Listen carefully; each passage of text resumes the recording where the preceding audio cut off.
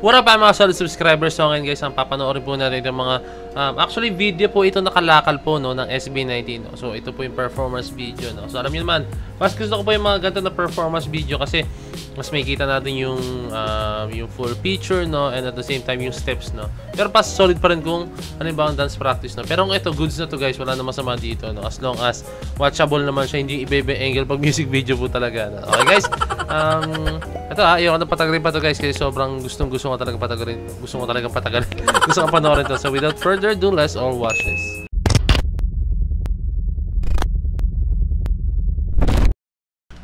Right.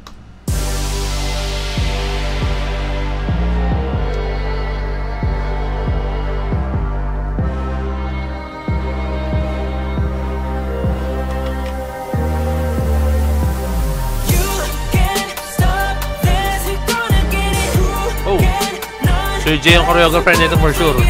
Galaw pa lang eh.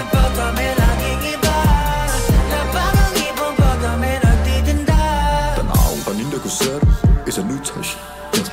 Masin lang og di ka aware, but it's a new touch. Daghang panuway nga nanid na dira pero pike na sir. Grabe sila masuko pag makita nila ikaw nagpagka-real. Yeah. Nakarinig ka na ba ng kwan? Yung nag-rap ang isang di makabasa pinggan. Boss nga'y anghel pakinggan, mga salita'y nakikipagsubukan. Backflip, let's go! Kailang kakainin mo lahat ng mga salita. Masarap diba, di ka magsasawa. Tunukin mo na lang, tama na ang kuda. Binurasin na pero di mo pa rin kaya isuka. Kumahan na wala din nala kami, nagsimula lahat kumaya. Laging binibilad kahit nga hindi magbenta. Paano ba kaya kapag naputol tong kadena? Sa unang tingin pa lang kala mo na nawala akong ibubuga. Hey, floor works.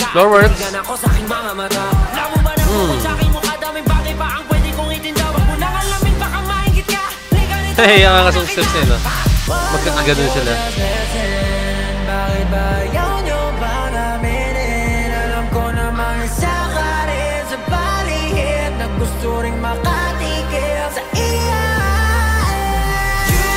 Woo!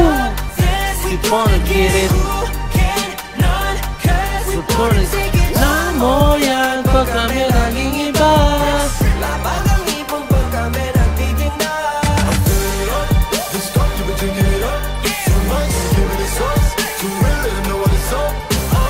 You can't stop this, we gonna get it. Labang ang ipon pag kami nagtitinda. Bawat tunog na pinipinda, hey, Glock 9. hindi mo ito maiinda. Parang patalim na tinara kaming pinadala. Pagod ka sa si Glock 9, no? Oh, that detail. Tulad ng isang pinagbigyang hiling, makikita na lamang ang iyong sarili na sumasang-ayong umiiling. Kahit ilang ulit pa ang dumaang panahon, naming nalulung, di makukulong sa kahon. Dumadagundong na parang gulong ng pison sa isang tugon. Napaka-wide ng movements. Kami lamang at wala ng iba pa. Kaya mo na lahat ang kayang ikasa. Wala nakaharangan din namin kayang daanan kasi mapapalaba kaya na dapat na alam mo na. Grabe talaga bumitaw mong isang Glock 9. Sakarin sa palihig, naggusto rin makatigil sa iya. You can't stop this. We gonna get it, who can none, cause we gonna take it no. Grabe na-maximize nila yung space nila dyan even though na napaka-tight ng space nila as in. Galing ha, napaka-creative.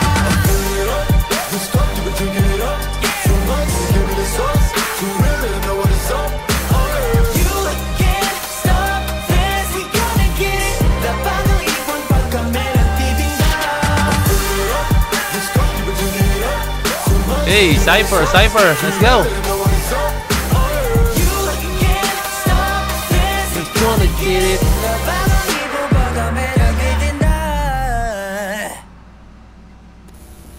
Napakagaling as in, ha? Yung mixture kasi ng Glock 9 tsaka SB19, napakaganda, no? Like, hindi ko sinasabing old school si Glock 9, no? As in, kaya niya makipagsabayan sa every generation, no? Pero alam mo yun, isang Glock 9, isa na yan sa mga ever since year 2000, 1990s. Mas nakilala lang si Glock 9 talaga year 2000, no? Pero isa 1990s talaga guys, as in year 90s no, talagang dumodominate na po talaga si Glock 9 sa underground music, underground mga ganyan, mga disc, mga ganyan, no? Napakasolid niya ng Glock 9, no? To the point na si Looney, kaya si Looney, idol ni Looney si Glock 9, pero si Glock 9 idol naman niya is si Francis M. No? So, ganun. Parang ano siya, cycle siya, no? Ang kulit lang. And, ayun lang guys. napakaganda ng choreography nila for me, hindi siya yung sobrang detail na nakikita ng SB19 choreography, pero may kita mo dito is talagang yung angas, yung dating, yung wide movements and everything guys is nandun po talaga, no? Pinakita lang nila na